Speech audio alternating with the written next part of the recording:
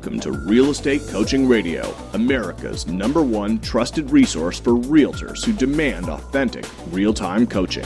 Starring award-winning real estate coaches Tim and Julie Harris. Get ready for unfiltered, full-strength honesty about what is truly working to get you into action and make you money in this new real estate boom. Now to our hosts, Tim and Julie Harris. And welcome back to Real Estate Coaching Radio. We're broadcasting live from lovely Austin, Texas. So we are going to pick up where we left off yesterday, and the subject of the radio show is, are excuses holding you back? What are the actual ramifications of living a life of excuses? And we're going to jump right back in where we left off yesterday, and we're going to pick up at point number 6. Julie, welcome to today's show. Julie? Maybe I didn't unmute Julie. I have to find out. So listen, guys, we had a lot of questions about the new student loan program, the new financing program that we're offering. And so I'm going to answer some of the questions. There you are, Julie, right? Okay, good. Can you hear me? Okay, yeah. Sorry. Yeah, I think no worries. I would give you an excuse as to why I forgot to unmute you, but the topic of today's radio show is how to stop making excuses, so I won't do that. But the truth is I just forgot, so sorry about that. So yesterday we announced our new student loan program, and the way the student loan program works, bottom line, guys, is that you can join our most elite coaching program, the one where you get a private Tim and Julie Harris trained coached, one where you get access to all the material, all the web, basically everything we offer, the pre-listing pack, the listing presentations, the scripts, the ads, the 50 different lead generators, all the everything that people have been for years paying $1,000 a month for, $997 a month for. Well, we know that all of you want to be part of that program, that we talk with obviously hundreds of you every month that want to, that are interested in becoming a coaching student, but so many of you for so long haven't been able to afford it. And I totally and completely have, sympathy for you guys. And I know you want the coaching. I know you can see the value of it. You just didn't have the cash flow for it. Well, we started earlier this week. After, frankly, working on this for about 2 years, we now are able to offer student loans. And what that means is you can join that same coaching program that people for years have been paying $1,000 a month for. You can join that same coaching program now for only $359.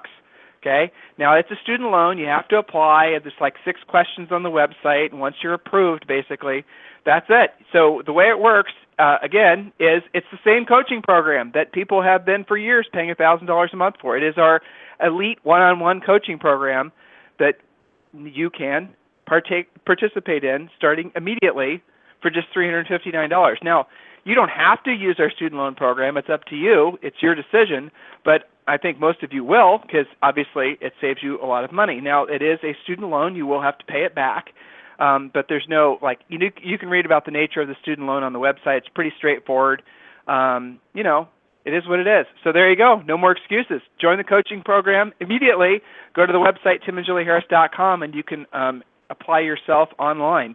The other thing is a lot of you guys are requesting free coaching calls, and that's great too. I think this week I'll have to check the numbers, but I think we did like 180 free coaching calls, and that's fantastic.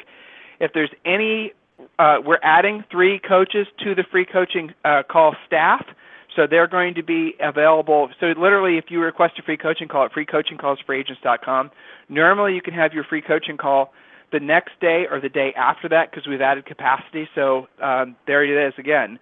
Everything and anything that we can do to put you guys into action to make the most of this new real estate boom, we're going to do it. We've lowered the price to the point where everyone could say yes. We've made it easy for you guys to have access to some of the best coaches in the nation. Now it's up to you. Take action on this. Take full advantage of this. Julie, any other thoughts? I know you've been getting a lot of questions about it too because no one's ever done this before as far as student loans for agents. Well, I mean, on the topic of excuses, I think we've just removed the number one that many of you like to hold on to.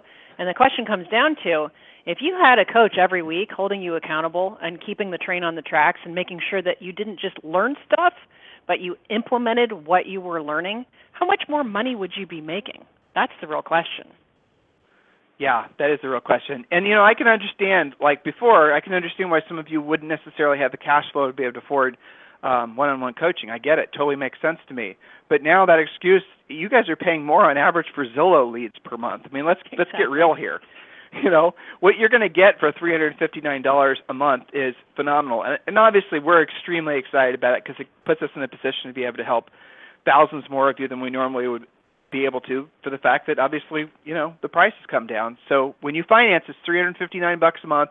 Go on the website, read more about it.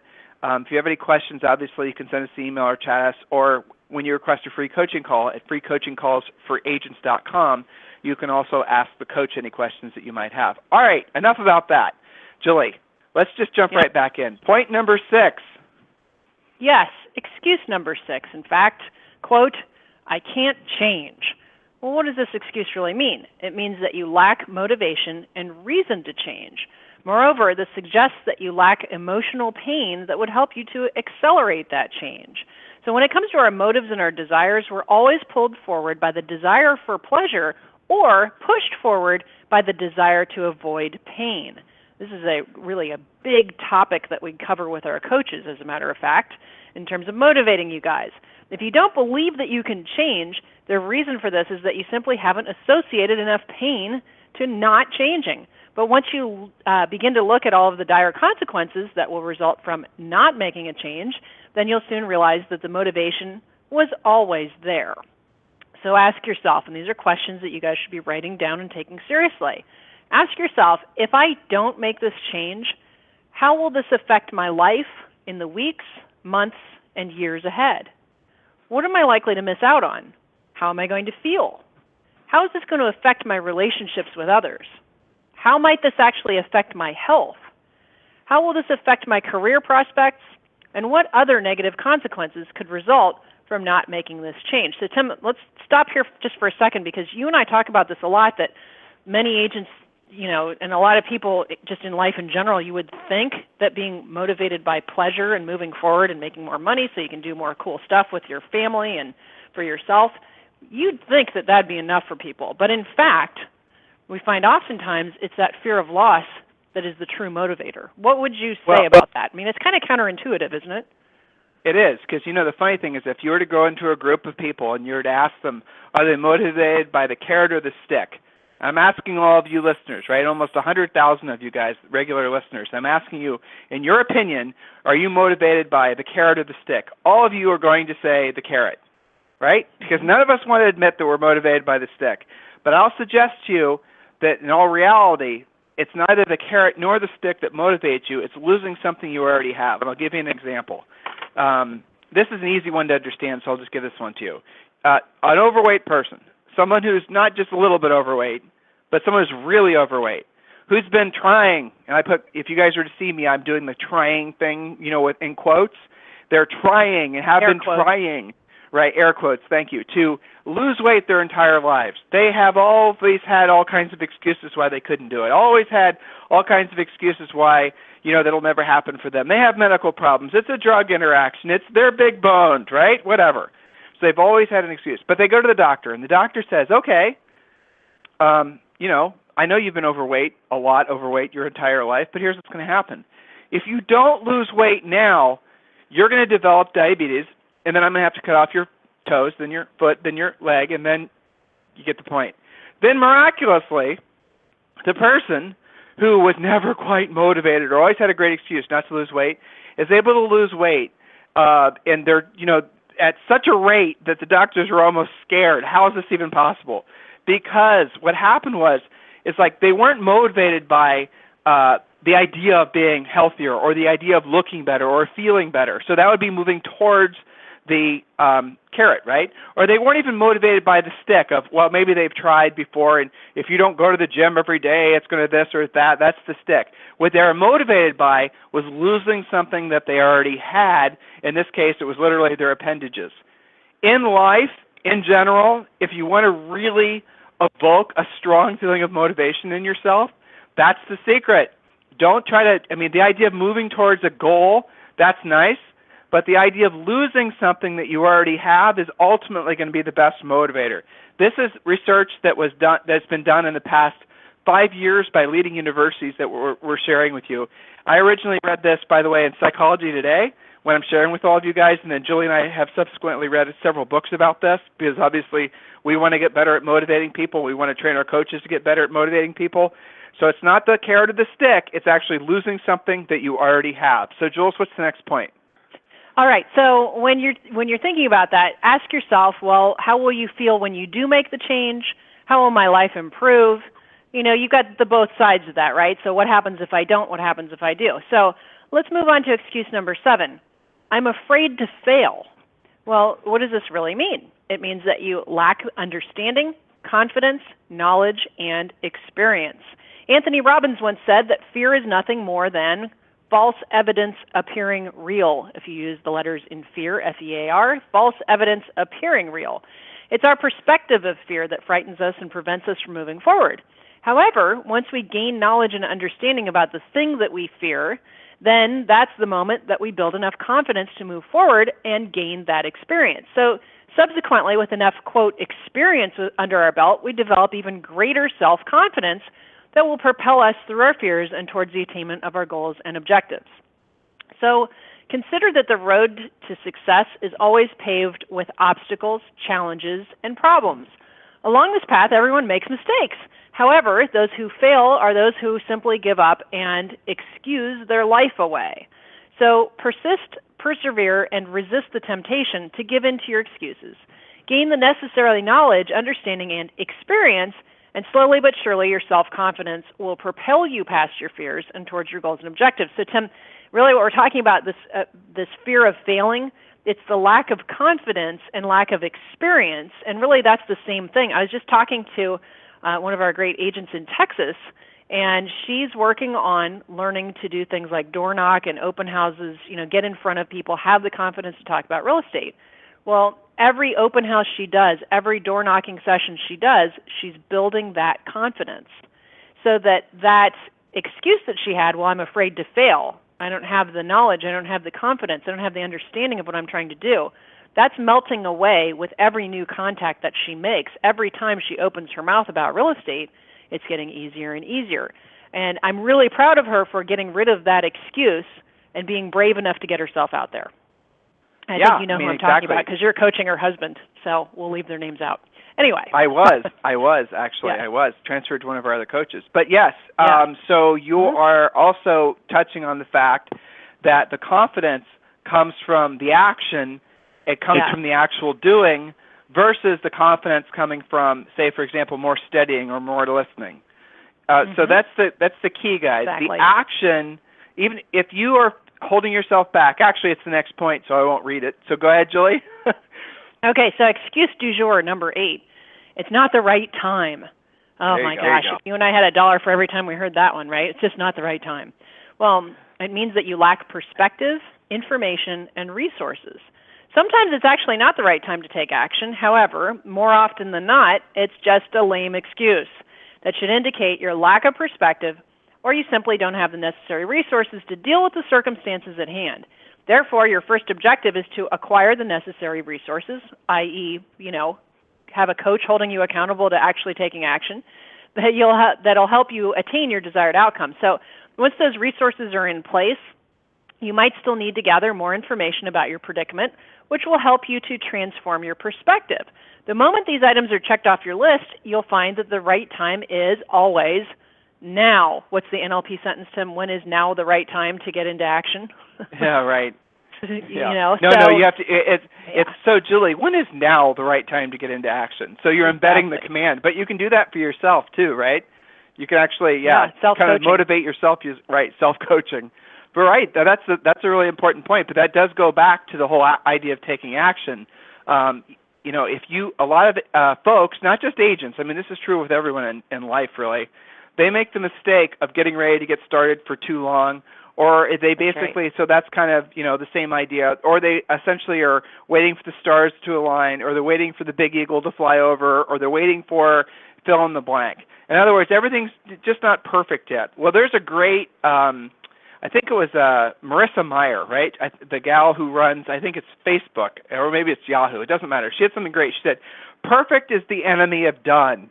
And I love that. Perfect is the enemy of done. So what that means is trying to get something perfect means that it's never going to be completed. It's just procrastination. It's just making excuses. Guys, you will never, ever have the listing presentation mastered. Never happen. You will never, ever, have the scripts mastered. You just won't. There are so many, you'll get to the point where you're proud of the results that you're getting. And at that point, you might just say, okay, well, that's as effective as it needs to be. I'm getting consistent results. In other words, if you had decided that I'm not going to do anything until I absolutely have mastered this specific thing, then you'll never actually get to this point where you're getting the results. Do you guys see the point here? You see ultimately what we're getting at here is get into action even if you don't feel like you're 100% ready. In the process of the action, you will find yourself miraculously being more prepared than you thought you were. Jules, what's the next point? Point number 9, or excuse number 9, is, quote, I have to plan thoroughly first. Well, this means you're lacking perspective again, or you're simply paralyzed by your fear. When you say you have to plan more thoroughly or you have to study something more, you're paralyzed by the fear. Now, there's nothing wrong with planning for the future or taking the time to lay out a clear plan of action. However, if planning is all you do, and some of you guys' faces are turning red right now, those of you guilty of this. However, if planning is all you do, it indicates there might be some underlying fears that are preventing you from moving forward. Identify and overcome these fears, and subsequently you will overcome your need for over-planning. And Tim, the thing that pops in my mind with coaching clients is this whole I have to research every expired I come across and see what the history is and what they owe and who was the listing agent. And no, just call them and see if they still have to sell their house, right? So what's really going on there is the fear of actually getting the appointment. That's what popped into my mind first. How about you? That's right. Well, absolutely. That's a good example. I mean, the fear of actually picking up the phone, the fear of actually doing the work that you must do in order to be successful selling real estate. Excuse number 10, it won't work, means you lack self-belief, motivation, creativity, patience, perspective, and persistence. All of these qualities are essential if you desire to eventually make things work. In fact, these qualities are absolutely essential for everything of value that you want to create in life. So I'll tell you guys a little not-so-secret secret. And this is a philosophy that I've used in our business, and Julie and I, and several businesses that Julie and I own, and it's always seemed to work out. If you obviously, when you're scaling, when you're adding staff, you want to hire the best people you possibly can. You want to try to find the best people you can. But what happens oftentimes is that when people are, and this is an example of hiring staff, so maybe your example is basically going on a listing presentation or picking up the phone. Well, it's really easy to find flaws in potential people that you're thinking about hiring. They don't look right. They don't sound right. They don't have the perfect background. They don't have the perfect level of experience. But here's the thing that's interesting about hiring, say, for example, your first assistant, when you're financially ready, right? And there's rules about that, so go back and listen to our radio show on building your team. We did, I think, 3 or 4 radio shows a couple weeks ago about that, so definitely go back and listen to that. If you make a mistake and hire the wrong person, you can always fire them. And you're not out the full, say, $50,000 a year that you had planned on paying them. You're only out maybe a month, 2 months. So stop waiting to make decisions. If you make a bad decision or if it doesn't work out like you hoped it would, who cares? You can do it again. You can do a do-over. There's nothing wrong with that. What is wrong is if you are in a waiting to get started holding pattern on different aspects. So, as you guys are going through this process and listening to these points, the next point's a lot of fun. Think about where is it that you're making excuses? And for a lot of you, the question is not where is it, you don't have to go searching for it. The question really will be, where aren't you making excuses? And you're making excuses. You're making excuses if, for example, you're not making the amount of money in this real estate market that you want to be making. If you don't have the number of listings, if you don't have a listing presentation, if you don't have a pre-listing pack, if you don't have a buyer's presentation, if the idea of knocking on a FSBO, what we call unrepresented owner's door, basically makes your palms sweat. All those types of things. That these are skills that you have to have. These are things that you must be mastering. If you're making excuses. Julie, what's the next point? All right, Tim. So the next point is excuse number 11. I'm just not inspired. Or versions of that might be I'm not feeling motivated. I'm just kind of in a slump. I'm not inspired. Well, it means that you've got poor habits, which lead to a lack of discipline. That's the real be honest here, right?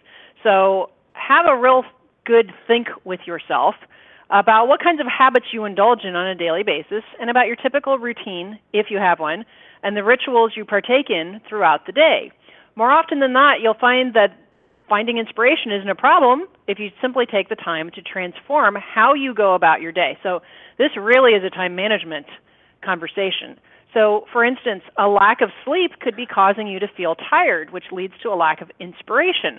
If we dig a little deeper, we could find it's your diet that's causing your sleepless nights, or that your lack of sleep is the result of not getting enough exercise throughout the week.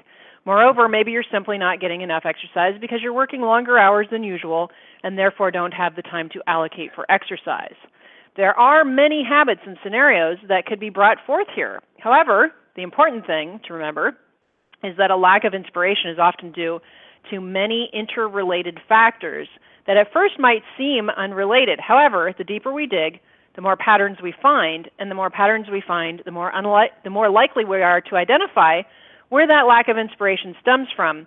And Tim, I was just talking to one of our long-term clients, the Kenmores out in Washington State, and we were talking about how much regular exercise is related to sleep.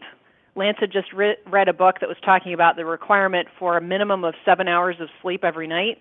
And we were talking about how much easier that is when you've done the exercise the right way, and how much easier exercise is when you're actually maintaining a schedule. So that's a good demonstration of how these things are interrelated. And I think that you'll agree, and I think our coaches would agree, that our agents who are most on track, curiously, or maybe not curiously, are the same ones who take all of this seriously and do control their time, and do exercise regularly, and do actually schedule things like lead follow-up and take that appointment with themselves seriously. So are you actually not motivated? Are you actually uninspired? What's the cause of that? Maybe you're causing it yourself. So an easy way to start is to it might be as simple as getting up at the same time every day in the morning. It might be as simple as going to bed at the same time. But Jill, you're touching and then build on it, right? from there. Mm-hmm. A couple of days ago, we did the interview with Rochelle, who's one of our great coaches and someone who's been with us for a long time, almost a couple decades now. And Rochelle talked on her interview how what she does with a lot of her coaching clients is get them to do baby steps. And baby steps are meaning, like, you listen to these radio shows or you read books like this, the ideas are just too big. You're just saying, okay, ideally, Julie, I want to exercise every day. I need to change my diet. So there's like everything that Julie just said that you need to be doing, you're not doing. So where do you start? Well, you do start out with the baby steps. And the baby steps can be tiny, tiny, tiny little steps. For example, it might be calling and talking to one center of influence or past client person a day, right? Or maybe the baby step, if you're wanting to lose weight, if you're, for example, you cut your portion of food back by, say, 25%.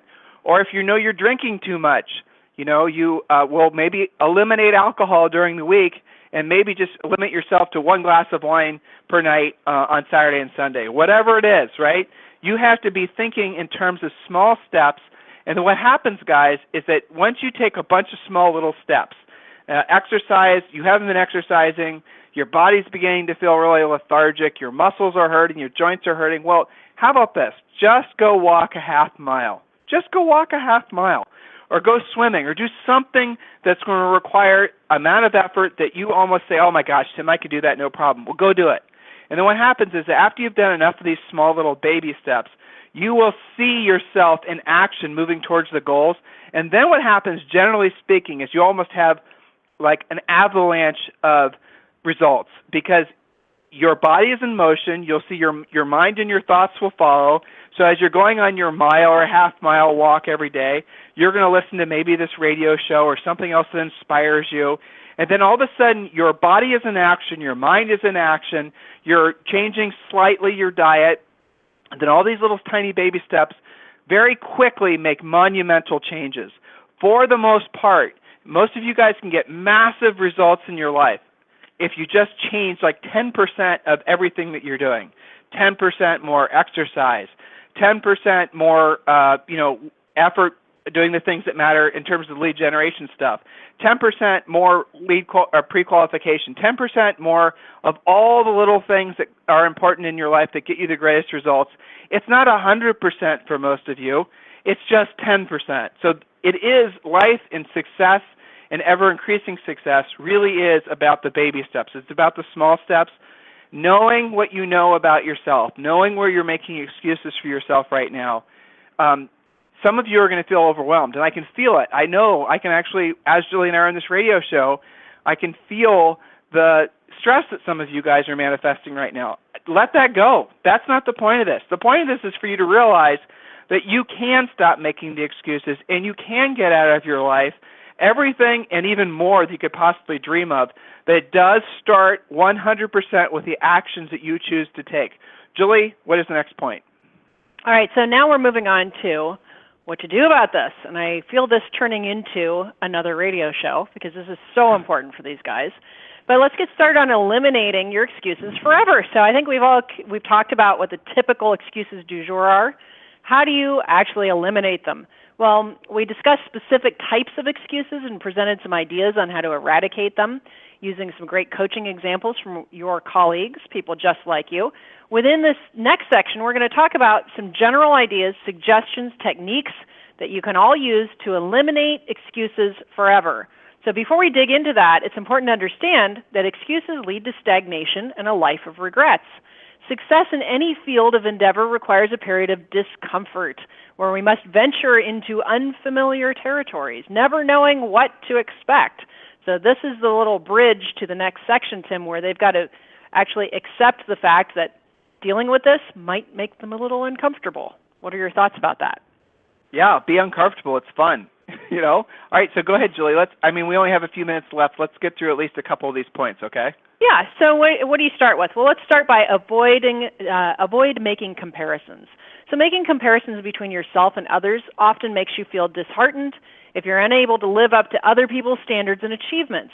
Instead, only compare yourself to your best self. No other comparisons are necessary. If through your highest efforts you surpass your personal best, then that's good enough, at least until your next attempt. And Tim, I see this with agents going, well, how did that number one agent in my office get to be number one? Forget about that. What was your best month? Let's beat that next month. That's a lot easier to deal with. So avoid those comparisons. Next, avoid dwelling on the past. We hear this a lot on coaching calls. The moment you begin dwelling on the past mistakes or failures is the moment that you start experiencing the emotion of regret. It's like you're reliving it over and over. Immediately we look to point the finger at someone or something else in order to justify our failure instead of taking responsibility for our decisions and actions. So as a result, we begin rationalizing and making excuses for our failed attempts. So if you begin today by focusing on the present moment rather than on the past, this will help you throw all of your excuses out the door. Yes, by all means, learn from your mistakes and your failures, but do not use them as the platform for your encyclopedia of excuses. And Tim, honestly, this is where great coaches come in, is in preventing you from reliving whatever it was that you're using as an excuse to hold you back and to getting you into the future. What's tomorrow hold for you, next week, next month? That's what a good coach can do. How do these guys get involved with that? What's the next step if they want to eradicate all of their excuses? Well, and we have more that we'll prepare for you guys hopefully tomorrow or on Monday, but here's the thought. There's been lots of different studies that have been done on this, and most of you have probably come across this information. I do think it's massively interesting. Something like 97% of all the thoughts that you have today are the exact same thoughts that you had yesterday and the day before, the day before, the day before. And also, it's interesting as well, is the thoughts are also coming at roughly the exact same time of day. So have you noticed that sometimes time seems to fly by? Have you noticed that basically the older you get, the faster the time seems to go? The reason is because you're spending too much time in your head living in the past or living in the future. We always suggest, and we're big advocates of you guys embracing the concept of learning how to meditate. Actually, there is no learning how to meditate. That makes it sound like it's a skill that you have to develop or a muscle you have to build. Meditation, if you read biographies of any famous person, guys, we're not going down like some sort of Far Eastern religion or anything. Just look at meditation for what it is. It's a tool that helps you guys cut through your own inner conversations. So many of us spend our days with all this internal chatter going on in our head. And most of that chatter is related to fear. In other words, it's related to ego. It's focusing you on the future. It's focusing you on the past. Remember, something like 97% of all the thoughts that you had yesterday are the same ones you had yesterday, the day before, the day before, the day before. So what that does is it makes it so there's never any room for new thoughts. There's never any room for new opportunities. You're always living and reliving the same excuses. Learn how to read about meditation. Just start great books by Deepak Chopra, great books by Eckhart Tolle. So much information out there. You don't have to go, off the deep end. There's a lot of very practical ways. You can even go to Google and say how to meditate. There's great, simple things out there. And just by giving that to yourself for maybe 20 or 30 minutes a day, it makes a huge difference. But the goal of meditation is to silence the voices in your head, and most of those voices, if you actually were to think about what you're thinking about, in other words, be an observer of your own thoughts, you'll see that virtually all the thoughts that you're having are fear-based, focusing on the past and focusing on the future. And those, generally speaking, those fear-based thoughts are rooted in ego, and we can do another 100 radio shows on this topic, but the essence of what I'm describing to you guys is the lack of presence. So to Julie's point, focus on being present. You can do that. A great way to be essentially get your mind in the present is to write a list of the things that you're grateful for. Again, meditation is another powerful tool. But once you can at least slow the chatter in your head down, if not completely eliminate it, for just maybe a minute or two while you're meditating, if you can just get that chatter just shut off for a second or 3 seconds or 4 seconds, the mental and emotional and even spiritual ramifications, the gifts that you give yourself for doing that, are unparalleled. I know when I started meditating, it was probably about 10 years ago. I wish I'd done it for longer in my life, but now I do it every single day, and it helps me in so many different ways. Almost, for me to describe how I've benefited and how I know Julie's benefited from meditating, it almost would be embarrassing because they're so profound. Some of our greatest moments of insight, of intuition, some of our greatest inspirational thoughts, some of our greatest business ideas, some of our greatest everything that we've created really has come from us giving ourselves that gift of being present while meditating, and certainly while embracing the concept of being present. So, Julie, we have to wrap today's show. Obviously, we have to get to, I have 2 calls with coaches after this, and I know you do as well. Anything else you'd like to say to these guys? I believe Julie's already gotten off the show because she had to go to a coaching call. No problem. So listen, listeners, anything we can do for you? Yep, she has. Anything we can do for you guys, please request a free coaching call at freecoachingcallsforagents.com, freecoachingcallsforagents.com. Thank you for making our quirky little radio show the most listened to radio show for the real estate industry. Our true passion always will be with the individual practitioner, you guys. That's where we came from. That's really at our heart and soul. We're just like you guys. Anything and everything we can ever do for you, let us know. I do strongly encourage you to at least consider becoming one of our breakthrough, our one-on-one coaching clients.